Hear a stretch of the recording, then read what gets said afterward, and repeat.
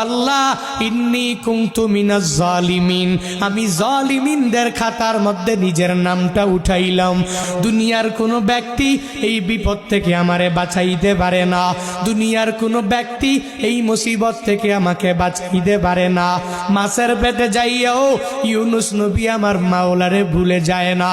ইউনুস নবী যখন আল্লাহকে জানাইয়া দেয়, আল্লাহ লা ইলাহা ইল্লা আনতা, ও দয়ার মালিক তুমি ছাড়া কোনো ইলা নাই, তুমি ছাড়া কোনো মাবুদ নাই, তুমি ছাড়া কোনো মাসুক নাই, তুমি ছাড়া ইবাদত পাওয়ার যোগ্য দুনিয়াতে কেউ নাই।